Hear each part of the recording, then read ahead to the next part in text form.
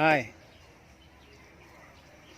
May mga nagtatanong sa akin kung paano daw gumawa ng thumbnails. Kaya ituturo ko dito kung paano gumawa ng thumbnails saka image na may outline at text na may outline.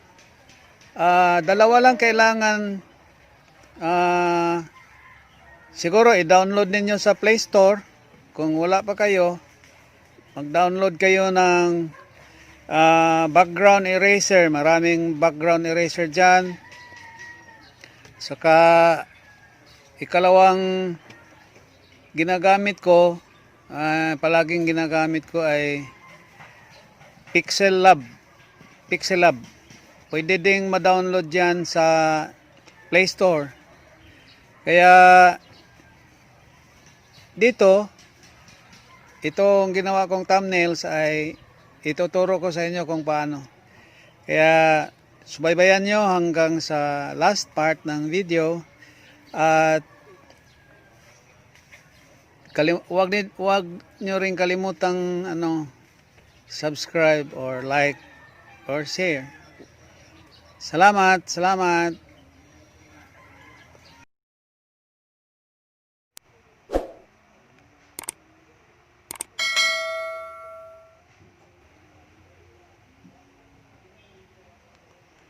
Punta lang kayo sa Play Store, mag-download kayo ng background eraser. Itong mobile ko ay meron na siyang background eraser, kaya i-open ko na lang.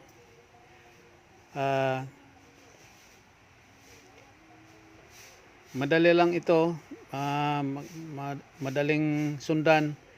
Pwede nyo siyang maggamit ng camera or mayroon na kayong file na kukunan ninyo ng background. Pwede camera, pwede kumuha sa file. At ito yung gamit kong background eraser.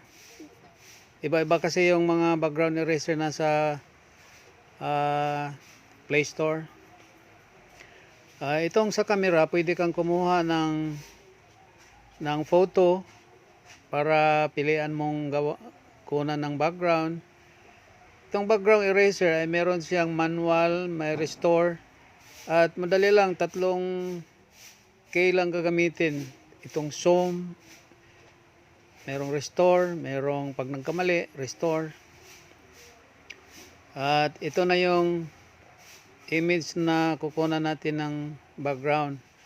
Sa background eraser naman, meron siyang offset, yung gaano kalayo yung distansya ng eraser sa yung parang fulcrum niya, yung parang yung thumb ninyo or finger ninyo.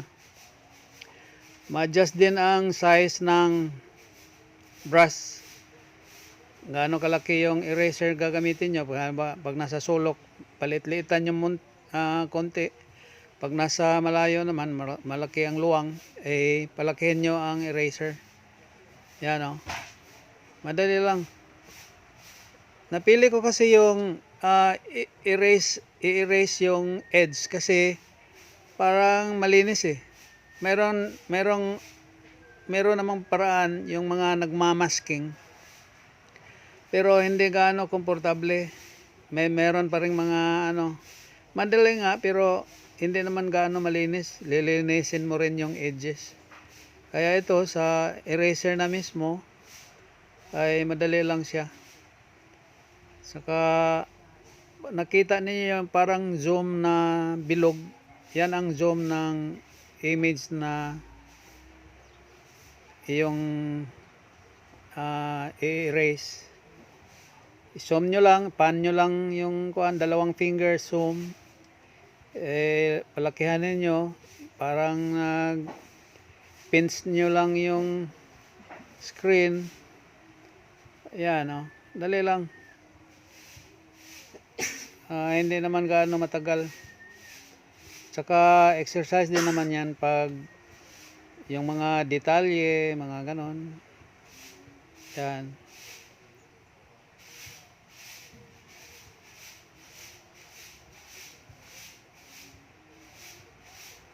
Pag ginagalaw ninyo ay dalawang finger lang, parang nakapins sa screen, tapos igalaw nyo. Pwedeng hindi na kayo pumunta ng zoom. Dalawang finger, move nyo sa kaliwa, pa kanan, pa baba. Yan.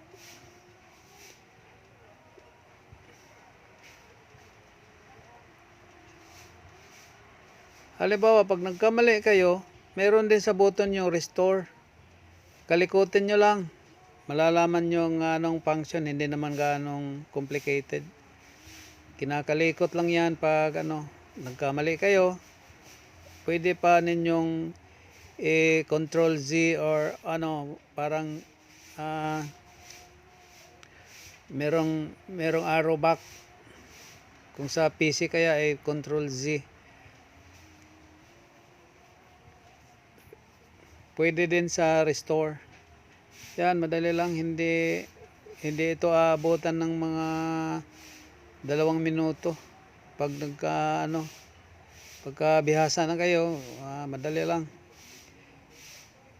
Edge cutting ang tawag dito kasi madali, parang laro-laro lang. Ganon. Yung green kasi, pag na-erase ninyo, may makikita kayong green na background. Yun ang background color niya. Yan, ini-erase ko na. Pinalakihan, pwede palakihan mo na yung brush size. Pag malaki na yung brush size, madali lang. Pa-erase, parang laro. Dali lang.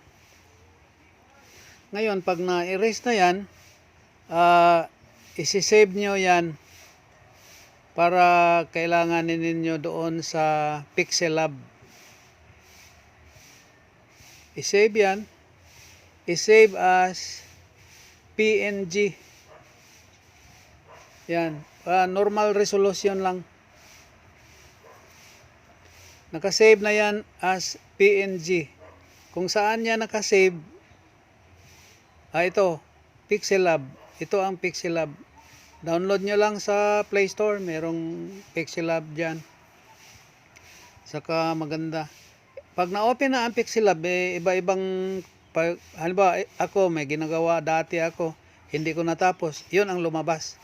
Kaya papalitan nyo yan ng ibang background na gusto ninyo. Halimbawa, gusto ninyo ng ibang image, kumuha lang kayo sa files ninyo. Itong files ko dito, pinipili ko kasi gusto ko yung para ding parang bricks na background, malinis. May mga iba kayong mga background dyan, interiors, outdoors. Kumuha kayo, palitan nyo yung, or halimbawa magsimula kayong new. Saka itong background image, ito ay pang YouTube na ito. Ito yung YouTube size na thumbnail. Yan, no. Kalikutin nyo lang yung mga move na object dyan. Ngayon, kukunin na natin yung image na ginawa natin kanina. Yung wala ng background, yung na-erase na natin. Minsan, mahirap hanapin pero nasa loob lang yan ng folder ng DCIM. Hanapin nyo lang doon, DCIM, saka background eraser, andun yan. Naka PNG yan, kaya wala na siyang flat background. Halo na yung likod niya. Kaya pwede nyo na siyang ipatong dyan. Maganda itong Pixel Lab kasi madaming mga functions. Ayan na, oh. May transparent na siyang background. Yan, pinapatong na, oh. I-adjust nyo lang. I-galaw-galaw nyo kung anong size. Palakihin, palitin konti. Saka wala pa yung outline. Yung paglagay ng outline nasa kasunod lang yun, nasa baba na tool. O, madali lang hanapin. Saka merong, ang tawag doon sa outline ay stroke. Stroke yata. Gamit ko ay color puti. Kaya pag natapos na kayo sa stroke ng image, susunod na gagawin ay yung text. Ayan, palitan nyo lang ng caption. How to make. Ayan na. Madali lang, wala lang madaling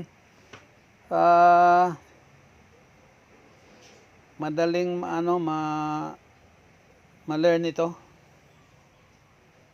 Ayan, iplastada nyo lang kung saan nyo dapat.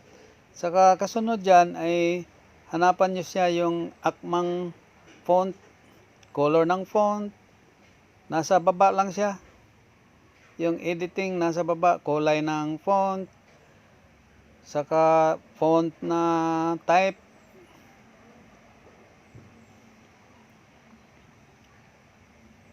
Yan, font. Pumili kayo. Kadalasan, madaming font sa Pixelab. Yan o, daming font. Gusto ko kasi yung Chunk 5. Parang kasi bold siya, malaki, ganda yung letra niya. Saka wala pa din yang stroke. Wala pa siyang outline. Kaya pag tapos nyo na mapili yung font, saka napalitan ng kulay, ay pwede nyo na siyang gawan ng stroke or outline. Normally, ang stroke ay default niya ay itim. Pwede nyo palitan ng white. At saka adjust nyo sa ibaba yung may slider button dyan. Yung gaano siya kakapal, gaano kalaki yung stroke or outline. Ayan. Tapos na yung isa. Balik kayo doon sa left corner. Click yung text. Halimbawa, gusto nyo pang magdagdag ng iba pang caption. Click nyo yung text. At saka double tap nyo yung text. Lalabas yung keyboard. Ayan, pili ka na naman ng gusto ko pareho din yung nasa itaas. Chunk 5 pa din. Ayan, Chunk 5. Normally, puti ang kulay ng hindi pa napalitang font. Kaya balik doon kayo sa ibaba. Pili kayo ng kulay ng font. Saka lagyan ng outline. Palitan nyo yung outline na puti. Ganun lang. Madali. Saka igalaw-galaw nyo lang. Kunin nyo yung tamang placement, tamang location niya. Ayun na. Thumbnail na siya. Pwede din siya pag hindi ka pumunta yung sa upper left corner para gumawa ka pa ng ibang font ng text, ay pwede ding i-copy nyo siya. Pag copy na siya, i-double tap nyo lang, lalabas yung keyboard. Adjust nyo lang. Kalikutin niyo yung pakaliwa, yung image size, ganon. Ayan. Thumbnail with image. May na siya. May stroke na siya. Ang stroke niya ay kagaya nung nasa itaas. Kasi copied yung baba galing sa taas na font. Susunod dyan, palitan nyo siya ng font color. Yan, blue. Tapos nag-copy naman kayo. Double tap. Type kayo ng caption. Madali lang. Nakakaaliw nga eh. Nakakatuwa itong Pixelab. So far, ang Pixelab ay isa sa best na gamit para pang thumbnail. Hindi lang thumbnail, mga caption, mga description, madami kasi siyang mga may mga stickers, may mga dami. Maganda ang Pixelab. Kaya itong Pixelab ay ano pang thumbnail talaga. Ayan oh. Madali lang. Madaling palitan ng text, madaling palitan ng kulay. Saka ang nakaganda dito sa Pixelab ay nakagawa siya ng outline or tawag dito ay stroke gaya ng sa ibang computer software merong stroke. Halimbawa yung sa mga Adobe, mga ganon. Kaya yan, tapos na oh. Tingkad nyo lang yung kulay, saka i-export nyo ang image as JPEG. JPEG na siya. Ang kanyang size is 1280 by 720 pixels pang YouTube. Kaya ayan, salamat.